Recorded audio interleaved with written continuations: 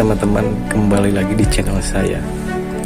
Setelah episode sebelumnya yang sangat seru, kini kita kembali dengan episode yang baru, dengan bocoran cerita yang saya angkat dari novel.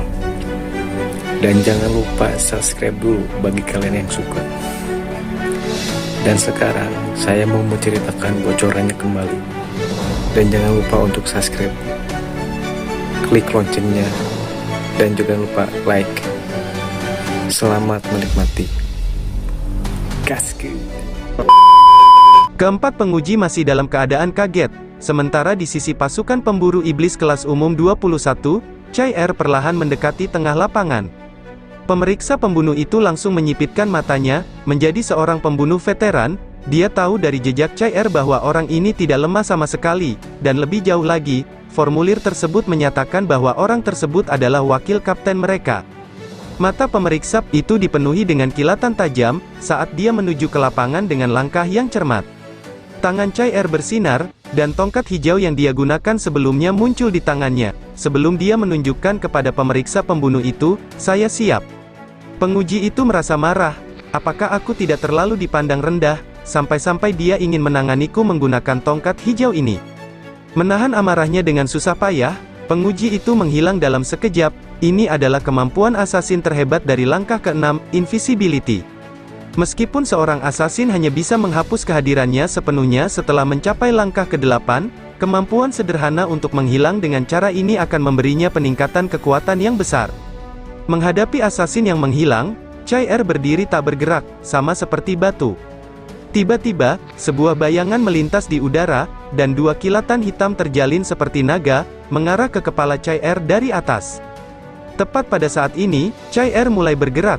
Tampaknya, bahunya hanya sedikit bergoyang, sebelum Chai-Er asli berubah menjadi 6. Tepatnya ada 6 orang di dirinya sekarang, dan 6 orang itu tampak sama nyatanya dengan aslinya. Yang lebih menakutkan lagi, ke-6 Chai-Er sebenarnya bergerak secara berbeda, dan 6 batang hijau menusuk di 6 tempat berbeda di tanah. 6 suara terdengar hampir seketika, dan segera setelah itu, sosok penguji pembunuh muncul di udara, diikuti dengan pemandangan yang mencengangkan. Ke-6 Chai-Er terus menunjukkan gerakan berbeda, menyerang dari bawah saat 6 tongkat hijau membentuk jaring tanpa celah di udara. Mengikuti selanjutnya, pertempuran berakhir begitu saja. Bagian belakang penguji asasin itu jatuh dengan keras ke tanah saat ke-6 Chai-Er langsung bergabung menjadi satu. Tongkat hijau diarahkan ke tenggorokannya, sebelum dia segera menuju kembali ke arah rekan-rekannya. Penguji asasin tidak terlalu menerima kekalahannya. Dia dengan cepat berdiri, tapi tidak pergi dengan terburu-buru seperti penguji prajurit, hanya bertanya dengan penuh semangat, "Mengapa doppelgangermu terbagi menjadi 6 versi dirimu? Bahkan sebagai master stealth langkah ke-6, saya sendiri hanya bisa membaginya menjadi 3, dan seharusnya ada 2 yang palsu dan yang asli, tapi kamu tidak." Chai-Er dengan tenang menjawab, "Aku tidak punya kewajiban untuk memberitahumu, dan kamu tidak mungkin melakukan hal yang sama." Pada saat dia mengatakan itu, dia sudah kembali ke sisi Long Hao Chen. Lin Xin berkomentar dengan suara rendah, sepertinya sisi dominannya terungkap sekali lagi. Para penguji memiliki ekspresi yang lebih tidak sedap dipandang. Menghadapi pemburu iblis yang ingin naik ke tingkat komandan, dikalahkan adalah hal yang normal bagi mereka, tetapi dikalahkan secepat ini bukanlah hal yang normal, dan lawan yang mengalahkan mereka jauh dari tingkat energi spiritual mereka. Seharusnya giliranku. Setelah tes untuk 3 panggilan jarak dekat, penyihir harus menjadi orang yang mengikuti, tapi Lin Xin melangkah lebih jauh dengan ekspresi bahagia dan bersemangat. Namun pemeriksa penyihir tidak memiliki penampilan yang bagus, dan memasuki stadion dengan ekspresi sangat waspada. Pada saat dia melihat Fire Cloud Crystal di tangan Lin Xin, ekspresinya menjadi tidak sedap dipandang. Peralatan penyihir tidak bisa dinilai dengan mudah hanya dengan pandangan sekilas, tapi ketebalan fluktuasi unsur yang keluar dari staf Lin Xin sudah memberitahu banyak tentang betapa kuatnya peralatan itu, dan ia memiliki api yang sangat dahsyat.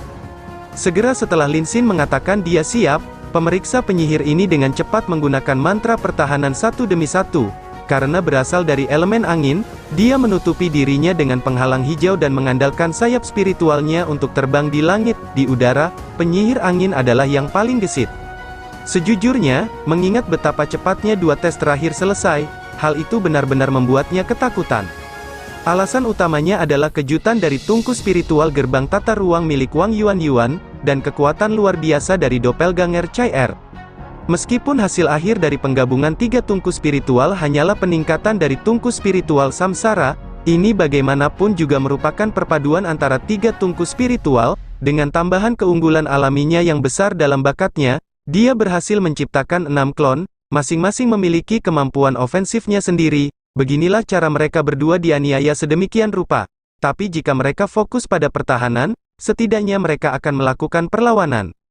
Penguji penyihir ini belajar dari pelajaran masa lalu dan bersiap untuk bertarung dengan mantap dan pasti, setidaknya untuk memulihkan mukanya. Namun, lawan yang dihadapinya adalah Lin Xin, penyihir yang tidak dapat menggunakan sihir ofensif apapun. Melihat dia bersikap defensif, Lin Xin bersuka cita, mengangkat Fire Cloud Crystal tinggi-tinggi, dia memulai nyanyian. Segera, esensi elemen api yang kuat mengembun dengan panik di atas tongkatnya, memberikan penampilan palsu seorang penyihir yang akan menggunakan mantra yang kuat, dan pemeriksa penyihir terus meluncurkan mantra pertahanan demi mantra pertahanan, mencoba menghentikan serangan putaran pertama Lin Xin. Bagaimana dia bisa tahu bahwa Lin Xin sebenarnya tidak mengucapkan mantra apapun, tetapi hanya terus menuangkan kekuatan magis ke tongkatnya, bersiap untuk meluncurkan kutukan api. Ketika tengkorak besar yang terbuat dari api biru muncul, langsung menembak ke arah penguji, satu-satunya pemikirannya adalah menoleh dan melarikan diri. Setelah mengumpulkan 5.000 unit energi spiritual selain tingkat amplifikasi asli dari kutukan api, ditambah membawa kekuatan tungku spiritual yang menyatu, digabungkan dari jantung api dan tungku spiritual Phoenix api, benda ini sudah menjadi sesuatu yang bahkan merupakan langkah ketujuh tidak akan berani bertemu langsung secara gegabah. Selain itu, Lin Xin memperoleh lebih banyak keuntungan dibandingkan misalnya dengan Wang Yuan di surga ilusi, atau lebih tepatnya, tidak ada duanya di tim dalam hal jumlah keuntungan yang didapatnya dari sana. Akhirnya, di bawah kendali Lin Xin, tengkorak kutukan api yang sangat besar berhenti di udara, dan pemeriksa penyihir segera mengakui kekalahannya. Meskipun demikian, Lin Xin masih mengabaikan sesuatu. Setelah menuangkan hampir seluruh energi spiritualnya ke dalamnya, benda ini sudah tidak terkendali, dan akhirnya, kutukan api meledak di lapangan. Kekuatan ledakan yang sangat besar menghantam pemeriksa penyihir dan Lin Xin, menutupi mereka dengan tanah dari ujung kepala sampai ujung kaki. 3 pertempuran berturut-turut berakhir dengan kemenangan, dan ini memberikan dorongan besar pada moral semua orang dari pasukan pemburu iblis kelas umum 21. Berikutnya, Sima Xian muncul di lapangan, dia adalah pendeta mereka, kardinal merah mereka. Lawan Sima Xian adalah satu-satunya penguji perempuan, tapi ketika dia melihat Sima Xian yang berarti datang ke lapangan, matanya dipenuhi dengan keterkejutan. Ini adalah ujian pendeta, penguji perempuan itu mengingatkan dengan tegas. Bola cahaya energi Sima Xian belum selesai ditempa, sehingga tongkat besar dari sebelumnya ada di tangannya. Sambil memberi isyarat, dia menyatakan, "Tetapi saya adalah seorang pendeta, apakah kamu tidak melihat formulir dan jawabanku?" Kardinal merah Sima Xian, itu aku. Lin Xin mengalihkan pandangannya, "Kardinal merah apa? Apa yang saya lihat lebih mirip dengan tukang daging merah?" Sima Xian menatap mereka dengan tatapan tajam, malu hingga marah. Sebelum memberi isyarat kepada pemeriksa perempuan, menggunakan tongkat di tangannya, "Pemeriksa yang terhormat, keadaannya begini. Saya seorang pendeta yang agak istimewa, seorang pendeta disiplin yang jarang terlihat. Pernahkah kamu mendengar tentang mereka?" Penguji pendeta meliriknya dengan ragu, "Pendeta disiplin, apa itu?"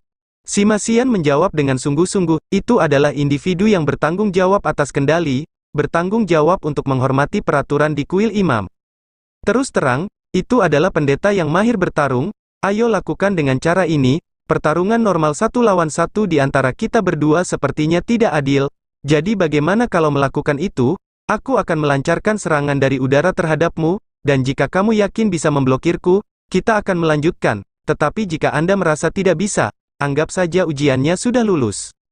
Mengatakan itu, dia tidak menunggu persetujuan dari pihak lain, dan dengan bersemangat mengangkat tongkatnya. Ya, tungku spiritual Sima Xian telah menyatu, tetapi dia akhirnya menjadi orang yang paling menyedihkan di grup pada saat peleburan, hampir berubah menjadi barbecue. Namun, karena ini, kekuatan luar biasa dari tungku spiritualnya yang menyatu menjadi lebih baik.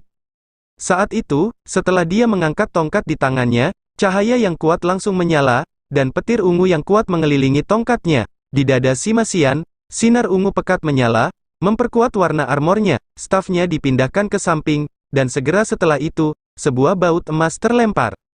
Tapi ini bukanlah sambaran petir biasa, di sekeliling petir terdapat energi guntur dalam jumlah besar, selama kilatan cahaya terbang, petir ungu itu muncul seperti bagian baut emas yang meleleh, mengubahnya menjadi emas ungu seluruhnya. Ketika sambaran cahaya mendarat di tanah, semua orang merasakan tubuh mereka mati rasa, dan di tengah lapangan, sebuah lubang berukuran 3 meter muncul di garis pandang semua orang. Lubang ini memiliki kedalaman lebih dari 3 meter, membuat semua orang terdiam melihat kekuatan penghancur itu. Yang lebih mengerikan lagi, di sekitar Simasian saat ini, kilatan cahaya ungu keemasan seperti ini berputar satu demi satu, dan jumlahnya tidak sedikit, sebanyak 9 baut berputar di udara, masing-masing berukuran sebesar kepalan tangan, tapi ketika tongkatnya diangkat lagi, sambaran cahaya lain terbentuk di atas tongkatnya, bertambah besar dengan kecepatan yang mencengangkan. Oke, katakanlah kamu lulus. Pendeta perempuan itu memilih untuk mengaku kalah tanpa ragu-ragu. Apakah itu seorang pendeta? Bahkan jika penguji wanita ini lebih lembut lagi, dia masih memiliki keinginan untuk mengutuknya dalam situasi ini. Oleh karena itu penilaian keempat selesai, Simasian kembali ke rekan-rekannya dengan berpuas diri, menatap Lin Xin sekilas, lihat saudaraku, tungku spiritual dari guntur ungu ilahi ini tidak buruk. Lin Xin menjawab sambil mendengus, ini masih lebih rendah dibandingkan dengan tungku spiritual Phoenix api biru milikku. Simasian tidak membalas, memang, itu tidak bisa dibandingkan dengan Phoenix api biru milikmu, Kakak Lin. Begini, aku bertanya-tanya, kapan kamu bisa mengenalkanku pada gadis itu? Mari kita bicarakan itu nanti. Lin Xin tidak menganggap nama Phoenix api cukup menarik, jadi dia menambahkan kata biru. Dan setelah perpaduan dua tungku spiritual Simasian, hasil akhirnya diberi nama tungku spiritual guntur ungu ilahi. Dan semua orang melihat kekuatan serangan yang mengerikan dari tungku itu, adapun cara menggunakannya, bahkan Simasian sendiri masih berlatih dalam aspek itu. Satu-satunya hal yang pasti adalah kekuatan ledakan tungku spiritual ini sangat besar, dan dapat digunakan untuk menyebabkan kerusakan serius di medan perang. Efek sampingnya juga mengalir terus-menerus, perlahan mengubah kardinal merah ini menjadi babi panggang merah. Para penguji berkumpul, melihat pasukan pemburu iblis kelas umum ke-21, seolah-olah mereka adalah monster. Mereka semua berada di langkah ke-6, tapi seberapa lebar jarak di antara mereka? Karena mereka adalah orang-orang yang cerdas, mereka mungkin tidak dapat mengatakan bahwa kekuatan Wang Yuan dan Cai Er dalam pertempuran berasal dari tungku spiritual, namun mereka dapat dengan jelas mengatakan bahwa kesenjangan antara kemampuan Lin Xin dan Simasian dan kemampuan mereka sendiri disebabkan oleh tungku spiritual, khususnya, tungku spiritual guntur ilahi ungu milik Simasian terlalu istimewa. Selain rasa iri, para penguji hanya merasa benci terhadap ketidakadilan nasib. Chen Ying-er dengan bersemangat mendekat sambil menggendong babi kecil McDool, seharusnya ini giliranku. Melihatnya seperti itu, penguji dari kuil spiritual bahkan tidak bergerak ke lapangan, memperlihatkan senyuman yang menyakitkan. Baiklah, tidak perlu terus-menerus menilaimu, dengan kekuatan yang baru saja kamu tunjukkan, bahkan pasukan pemburu iblis tingkat komandan veteran tidak akan sebanding. Anggap saja Anda lulus ujian. Setelah penguji terakhir kami kembali, kami hanya akan mempromosikanmu ke pasukan pemburu iblis setingkat komandan jika dia tidak keberatan. Mencapai titik ini, apalagi yang perlu diuji? Bukankah melanjutkan ujian sama saja dengan mempermalukan diri sendiri? Dari ekspresi Chen Ying-er, terlihat bahwa orang ini juga penuh rahasia.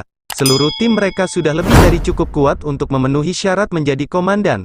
Adapun ksatria muda itu, mengingat orang ini adalah kapten mereka dan dari kekuatan anggota, mungkinkah kapten mereka kurang? Tepat pada saat itu dua ksatria yang mengenakan baju besi tiba, termasuk ksatria pemeriksa sebelumnya. Ksatria lainnya tampak sedikit lebih muda, dan berjalan di depan, dengan gagah menuju ke lapangan. Mengingat kemampuan masing-masing lapangan dari Stadion Besar Aliansi untuk memulihkan diri, jejak yang tersisa dari pengujian sebelumnya telah hilang semuanya. Penguji ksatria memandang semua orang, dan bertanya kepada penguji lainnya, bukankah aku sudah memberitahumu untuk menilai yang lain, kenapa kamu berhenti? Penguji penyihir dengan sedih menjawab, kita semua sudah selesai, hanya Anda yang tersisa, yang lainnya sudah selesai dinilai. Sangat cepat, apakah kalian semua dikalahkan secepat itu? Penguji ksatria bertanya dengan kaget. Penguji ksatria pulih dari keterkejutannya yang singkat, berpikir secara diam-diam, penilaian itu benar-benar layak untuk reputasi legendaris Saint Night Chief. Dari penampilan mereka, Hanya keberuntunganku karena bukan aku yang menilai ksatria ini, yang lain jelas menderita kerugian besar. Memiliki pemikiran ini, dia melangkah maju untuk menghadapi Long Hao Chen. Nada suaranya jauh lebih sopan dari sebelumnya. Halo Kapten Long, situasi Anda dilaporkan kepada Sei Night Chief. Dia mengatakan bahwa karena kamu memiliki seorang punggawa ksatria, ujianmu akan semakin sulit. Anda akan diuji bersama dengan ksatria punggawa Anda dan menghadapi ksatria kuil yang terhormat ini. Kalian berdua harus bergandengan tangan untuk mengalahkan ksatria kuil ini dan naik pangkat. Long Hao Chen menatap Han Yu dengan terkejut, dan tidak bisa menahan diri untuk bereaksi dengan ragu-ragu. Tuan pemeriksa, ini sepertinya tidak adil. Bukankah kamu mencoba memaksa kami para ksatria langkah ke-6 untuk mengalahkan ksatria kuat dari langkah ke-7? Penguji ksatria memberikan jawaban tak berdaya. Ini adalah kata-kata dari ketua ksatria suci. Dia menyampaikan pesan kepada kami bahwa jika Anda tidak dapat melakukan itu, Anda dapat kembali untuk memperoleh pendidikan lebih lanjut. Jika Anda sudah bisa melakukan itu, Anda bisa kembali untuk diperiksa. Bagaimana mungkin Han Yu tidak mengenal kakeknya dengan baik? Penguji ksatria bahkan meniru pola bicara Han Qian. Han Yu memberi Long Hao Chen tatapan tak berdaya, memberitahunya dengan suara rendah, sepertinya kakek tidak ingin kita menjadi komandan pasukan pemburu iblis secepat ini. Long Hao Chen tertawa kecil, karena keadaannya seperti ini, kami akan mencobanya. Kakek juga tidak mengetahui kekuatan kita saat ini dengan baik.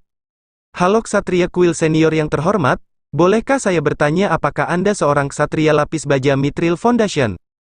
Ksatria kuil menggelengkan kepalanya, tidak, saya sedang berusaha keras untuk mendapatkan Mithril Foundation Armor sekarang. Mendengar itu, Long Hao Chen dan Han Yu mengendurkan napas, dan Long Hao Chen menjawab, kalau begitu ujian kita bisa dimulai. Penguji ksatria itu menatap Long Hao Chen dan Han Yu dengan terkejut, berpikir diam-diam, apakah keduanya benar-benar berencana menerima tes ini? Dari sudut pandangnya, ketua ksatria suci Han Qian jelas memberikan perintah ini untuk mempersulit mereka, dan karena dia tidak ingin mereka menjadi pasukan pemburu iblis tingkat komandan, dari ekspresi ketua ksatria suci saat itu, ini seharusnya dilakukan demi melindungi mereka, tapi keduanya sebenarnya memilih untuk menantang lawan satu langkah lebih tinggi dari mereka. Di benak sebagian besar orang, menantang lawan satu langkah lebih tinggi adalah tugas yang mustahil. Kesenjangan antar langkah menimbulkan perbedaan kekuatan yang sangat besar, dan mengatasinya dianggap mustahil. Itu harusnya sama bahkan dalam situasi 2 lawan 1. Begitulah kualitatif perubahan antara langkah ke-6 dan ke-7. Ksatria kuil itu tidak mengatakan apa-apa, mengangguk sebagai jawaban, dan berkata dengan sopan, tolong, Kapten Long, mengatakan itu, dia menuju ke stadion. Mendengar nada akrab dari ksatria kuil ini, Long Hao Chen bertanya sambil juga menuju ke bidang yang sama dengan Han Yu, senior, apakah saya mengenal Anda? Ksatria kuil memberikan senyuman sebagai tanggapan, saya mendengar cerita tentang keajaiban yang dihasilkan Kapten Long di medan perang, dan saya sangat menghargai kekuatan Kapten Long. Anda adalah pahlawan sejati. Dalam sekejap, Long Hao Chen menyadari bahwa orang ini sepertinya telah mendengar tentang dia melalui seseorang di kota pegunungan selatan. Meskipun demikian, tidak ada gunanya untuk ujian ini, karena pihak lain mendengar segala sesuatu yang terjadi di kota pegunungan selatan, dia tidak akan meremehkannya sedikit pun. Seorang ksatria kuil dari langkah ke-7 berusaha sekuat tenaga dalam pertempuran melawannya. Pemikiran ini hampir membuatnya sakit kepala. Tepat ketika Long Hao Chen dan Han Yu tampak sedikit tertekan, ksatria kuil ini memanggil tunggangannya sendiri tanpa keberatan. Dengan kilatan cahaya terang, seekor unicorn putih muncul di sampingnya. Ksatria kuil menaikinya, dengan tombak di tangannya. Tombak itu bersinar dalam warna emas cemerlang, dan kecemerlangannya yang tajam tampak tak terbatas. Mengingat betapa luar biasa tampilannya, itu seharusnya merupakan peralatan Glorious Tier. Meskipun unicorn ini bukanlah Starlight Unicorn yang tangguh, bahkan sebagai unicorn biasa, ia harus mencapai langkah ke-6 sebagai tunggangan. Long Hao Chen memiliki senyum pahit di wajahnya, tidak perlu menjadi tuan yang begitu serius, bahkan memanggil tunggangan ini.